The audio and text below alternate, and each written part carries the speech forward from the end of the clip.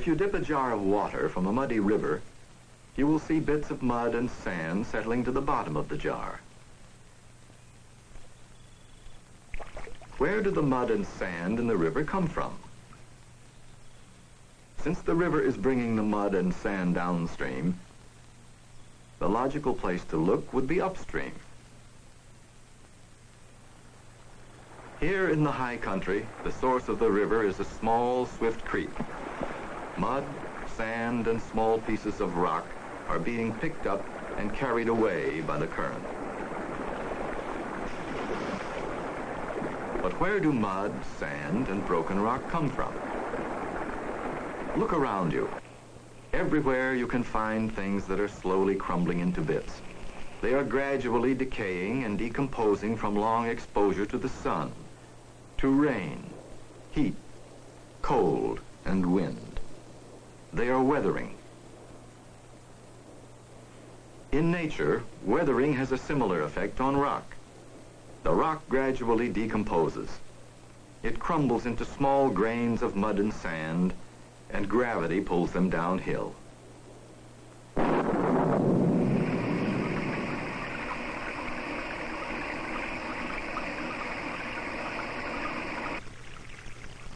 Eventually, most of the mud and sand is carried into a stream.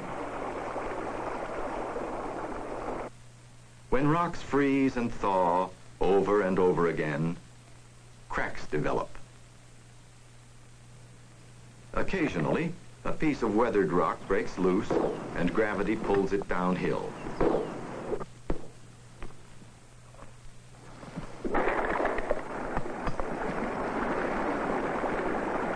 Tumbled by the current, rocks are further broken and worn into smaller and smaller pieces.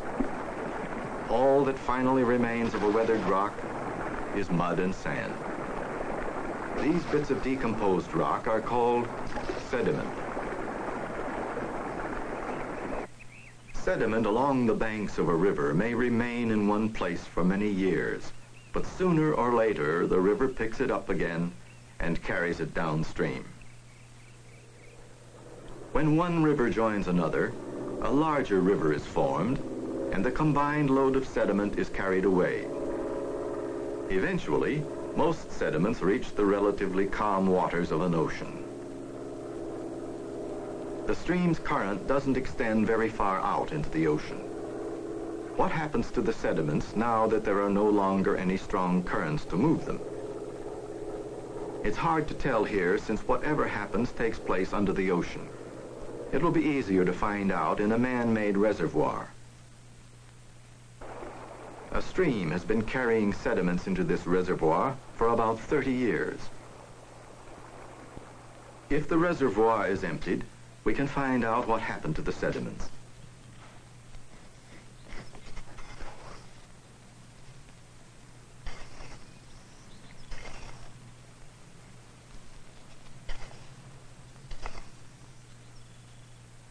The sand and pebbles have settled out in nearly horizontal layers.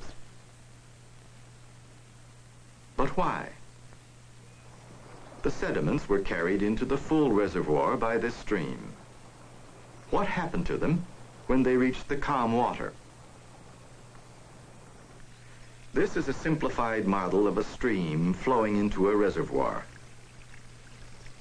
The water running down the canyon represents the normal flow of the stream. As in nature, the stream brings down a mixture of sediments. When the stream enters the still water, the current slows down and the sediments settle out. As the stream shifts its course, the sediments are delivered to a new place. Later, the stream has changed course again. And so it goes. The stream delivers different mixtures of sediments at different times and places, and they accumulate on top of each other. What is the result of this constant change?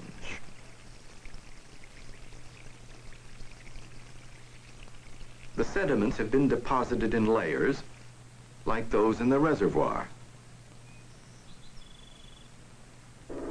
The The sediments that are carried into the calm waters of the oceans behave in a similar way. They settle out in layers in the shallow offshore waters. But the sediments don't always stay in place. This is a sand slide in the ocean off the California coast. Sand that may have started its long trip downhill from mountains hundreds of miles inland is still being pulled downhill by gravity.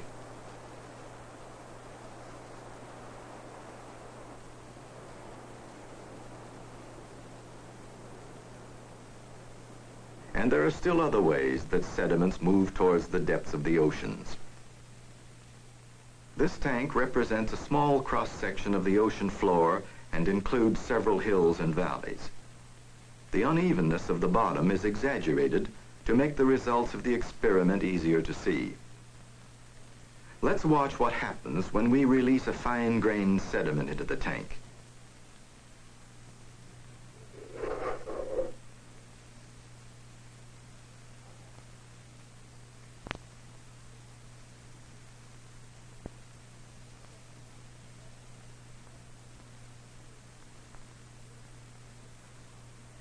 After several hours, the sediment has settled to the bottom and formed a layer. The layer is not quite horizontal because of the exaggerated unevenness of the bottom. Another load of sediment released into the tank will form a second layer atop the first. In the oceans, such a layer may be only an inch or two thick and may extend for many miles. It might lie undisturbed for centuries before another mass of sediment is loosened nearby, perhaps by an earthquake. But then the new flow of sediment will cover the original layers and form a new one on top. In this way, layer after layer of sediment is deposited on the ocean floor.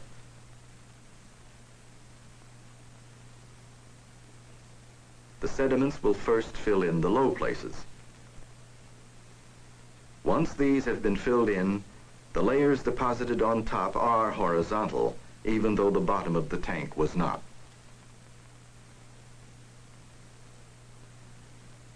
So it is that when sediments are carried into an ocean, or any body of calm water, they settle out in nearly horizontal layers.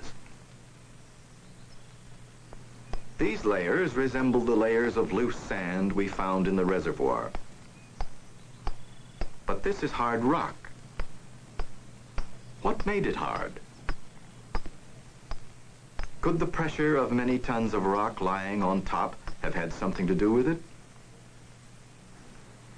This is a sample of a natural sandy sediment.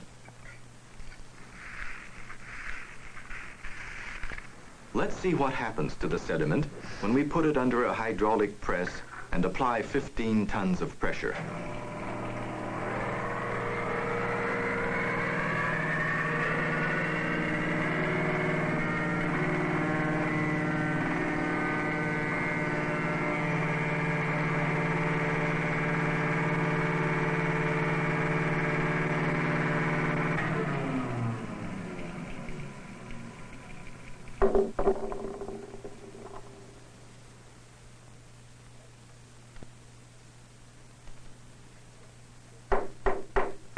Pressure does help to make hard rocks from loose sediments. But the change is not complete. Something else must be needed to turn sediment into true rock. Let's take a piece of natural sandstone into the lab and examine it. With a diamond saw, a thin slice is cut from the rock.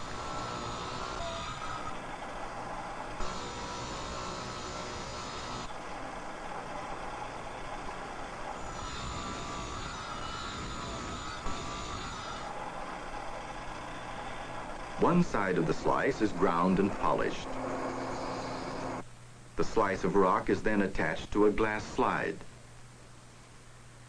Further polishing grinds the rock down until it's about 1/1000th of an inch thick. Finally, a protective cover glass is mounted on the thin section.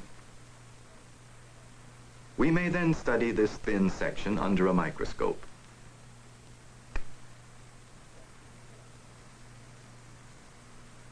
Polarized light helps reveal the different kinds of particles of which the rock is made. We can see several different kinds of sand grains. But what is the material between the sand grains that seems to be holding them all together? And how did it get there? This irrigation pipe on a Nevada ranch is supplied by underground water from a nearby well. Over the years, the water has deposited a white crust on the pipe. When we drop some acid on the crust, a fast bubbling reaction takes place. This bubbling reaction indicates the presence of calcium carbonate.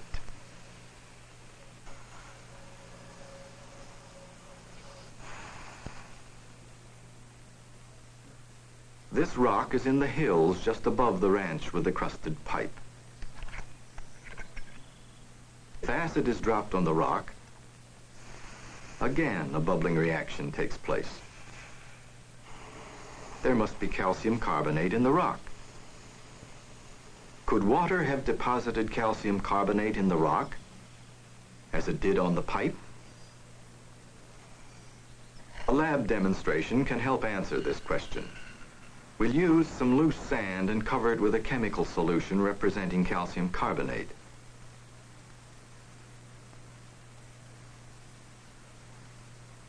Let's watch what happens under a microscope.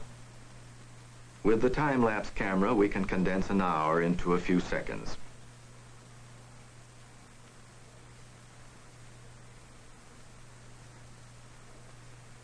Crystalline material gradually grows in the spaces between the sand grains, cementing them together.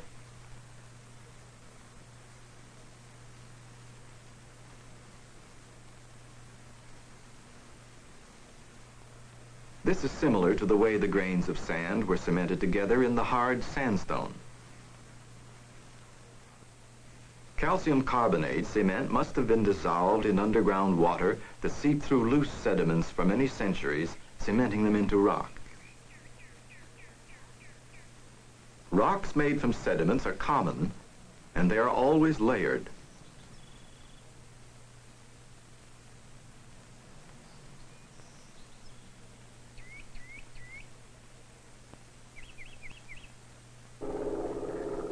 They have been formed from loose sediments which have been pressed and cemented together over long periods of time to form hard sedimentary rocks. In this part of North America, sedimentary rocks make up over 70% of the land. Was all of this rock made from bits and pieces of decomposed rock, or was some of it formed from other kinds of sediments? These are shells of animals that once lived in the sea. Over periods of thousands or millions of years, as these creatures died, their shells collected on the bottom in layers along with other ocean debris. Eventually, the shells and other materials became cemented together to form the sedimentary rock called limestone.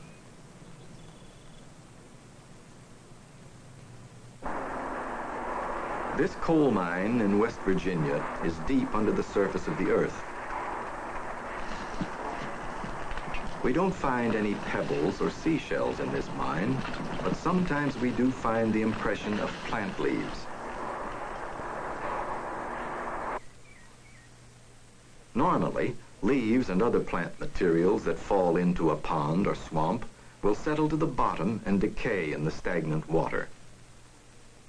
But not always. If mud and sand are washed into the swamp, new sedimentary layers will accumulate. When great masses of plant materials are trapped and pressed down by tons and tons of overlying sediments, the plant materials may change into the sedimentary rock called coal. And like other sedimentary rocks, coal is always found in layers. This coal mine is over 1,000 feet under the surface of the earth. Why do we find the impression of a leaf this deep underground? Why do we find seashells high up on a mountainside? And why is rock that was deposited in horizontal layers underwater now tilted high up in the air?